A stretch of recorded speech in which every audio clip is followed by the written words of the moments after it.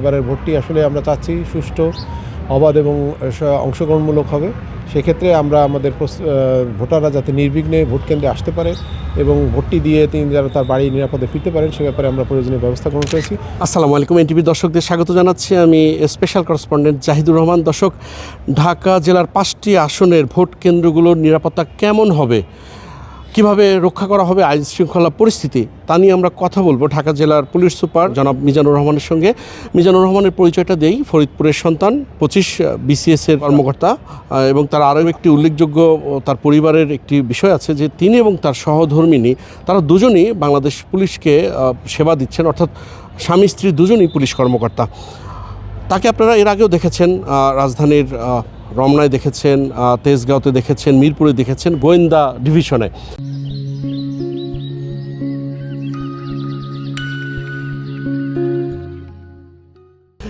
তিনি ঢাকা জেলায় যোগদান করেছেন বেশ কিছুদিন হলো। মিস্টার মিজান, এনটিভির পক্ষ থেকে আপনাকে স্বাগত জানাই। আর দর্শক, আমি এনটিভির স্পেশাল করেসপন্ডেন্ট জাহিদুর রহমান রয়েছে আপনাদের সঙ্গে। ভোট তো এসেই যাচ্ছে সহসা, কী প্রস্তুতি আপনাদের? ধন্যবাদ। ভোট আজ আপনারা জানেন যে আগামী 12ই ফেব্রুয়ারি জাতীয় সংসদ নির্বাচন এবং একই সাথে গণভোট 2026 অনুষ্ঠিত হবে। সে উপলক্ষে আমরা ঢাকা জেলায় মোট 5টি সংসদীয় আসন আছে এবং এর অধীনে 893টি ভোট কেন্দ্র আছে, যার মধ্যে 96টি কেন্দ্র গুরুত্বপূর্ণ, বাকিগুলো সাধারণ হিসেবে আমরা কাউন্ট করেছি। তো আমাদের এই ভোটের নিরাপত্তার ক্ষেত্রে আমরা সকল প্রস্তুতি সম্পন্ন করেছি।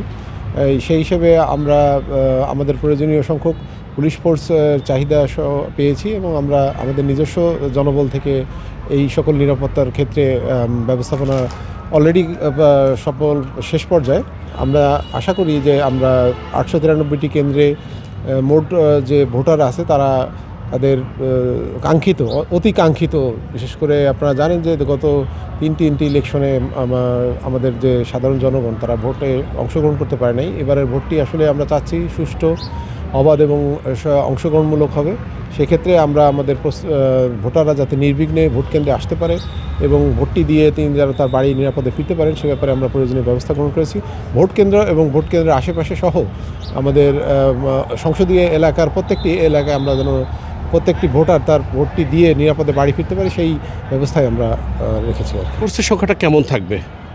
আমরা টোটাল ক্যাটাগরাইজ অনুযায়ী এখানে গুরুত্বপূর্ণ এবং সাধারণ এবং অতি গুরুত্বপূর্ণ কেন্দ্র হিসেবে যে সকল কেন্দ্রগুলোকে সিলেক্ট করা হয়েছে, আপনারা জানেন যে নির্বাচন কমিশনের পরিপত্র অনুযায়ী গুরুত্বপূর্ণ কেন্দ্রে 3 জন পুলিশ সদস্য থাকবেন, অস্ত্রধারী পুলিশ সদস্য তার মধ্যে 2 জন থাকবেন এবং সাধারণ কেন্দ্রে 1 জন অস্ত্রধারী পুলিশ সদস্য থাকবেন আর 1 জন সাধারণ পুলিশ সদস্য থাকবেন।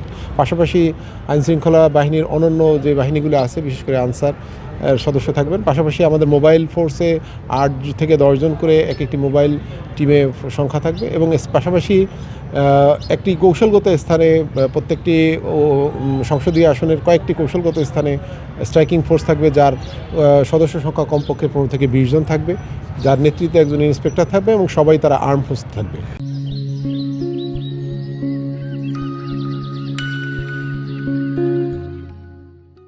সব মিলিয়ে সংখ্যাটা কেমন হবে গোটা জেলায়? গোটা জেলায় মোর দ্যান প্রায় 3000-এর উপরে পুলিশ সদস্য এই জাতীয় সংসদ নির্বাচন ও গণভোটের নিরাপত্তার দায়িত্বে আমি সহ নিয়োজিত হব। যে কথাটা বলছিলেন যে অংশগ্রহণমূলক নির্বাচনটা আপনারা নিশ্চিত করতে চাইছেন, কিন্তু আপনারা জানেন যে একটি বিশেষ রাজনৈতিক দল তারা ভোট না দেওয়ার ব্যাপারে জোরে সোরে প্রচারণা চালাচ্ছে, সেক্ষেত্রে আপনাদের করণীয় কী? আমরা ইতিমধ্যে ডেভিল হান্ট ফেজের 2 প্রক্রিয়া চলছে এবং সেই অপারেশন ডেভিল হান্টের অংশ হিসেবে আমরা প্রতিনিয়তই নিষিদ্ধ ঘোষিত যে সংগঠন আছে তাদের সদস্যদের বিরুদ্ধে আইনগত ব্যবস্থা নিচ্ছি এবং তাদের কোনো কার্যক্রম যদি আমাদের নজরে আসে আমরা সে ব্যাপারে সেই সব স্থানে অভিযান চালাচ্ছি এবং প্রতিনিয়তই ওই সংগঠনে কেউ না কেউ আমাদের হাতে গ্রেপ্তার হচ্ছে। যারা ইতিমধ্যে জেল হাজতে আছে তারা যদি জামিনে আসে তাদের উপরে আমরা নজরদারি করতেছি। তাদের যদি কোনো কর্মতৎপরতা দেখা যায় যে এই ভোট এবং ভোটারদের কোনো ভয়ভীতি বা কোনো ভোট কেন্দ্রে না আসার ক্ষেত্রে উৎসাহ প্রদান করতেছে, তাহলে তাদের বিরুদ্ধে আমরা প্রয়োজনীয় আইনগত ব্যবস্থা নিব এবং ইতিমধ্যে এই ব্যবস্থাটা চলমান আছে। পুলিশ সদস্য হিসেবে তো আপনি অনেকগুলো নির্বাচন দেখেছেন, এইবারের নির্বাচনের বৈশিষ্ট্যটা কী এবং চ্যালেঞ্জগুলো কোথায়?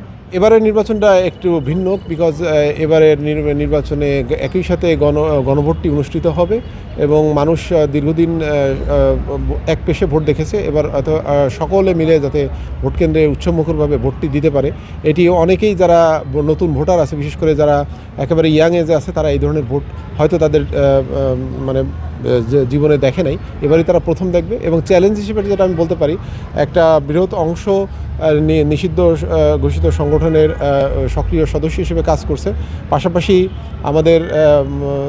আমাদের অনেকগুলো থ্রেট আছে, যে বিশেষ করে আমাদের নিরাপত্তায় যাতে কোনো ধরনের ঘাটতি না থাকে এবং কেন্দ্রগুলো যাতে সুরক্ষিত থাকে এবং কোনো ধরনের নাশকতা যেন না হতে পারে, এইটাই আমাদের কাছে মোটামুটি বড় চ্যালেঞ্জ হিসেবে আমরা নিচ্ছি।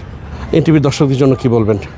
এনটিভিকে আমার পক্ষ থেকে অভিনন্দন জানাচ্ছি। তার দর্শকদেরকে আমার বক্তব্য ধৈর্য ধারণ করে শোনার জন্য আমি আমার পক্ষ থেকে আন্তরিক অভিনন্দন জানাচ্ছি এবং এনটিভির উত্তরোত্তর সাফল্য কামনা করছি। দর্শক, এতক্ষণ আমাদের সঙ্গে ছিলেন ঢাকা জেলার police super SP Mizanur Rahman. চেষ্টা করব আগামীতে নতুন কোনো অতিথিকে নিয়ে আপনাদের সামনে হাজির করতে। ততক্ষণ পর্যন্ত সবাই ভালো থাকবেন, সুস্থ থাকবেন, এনটিভির সঙ্গে থাকবেন।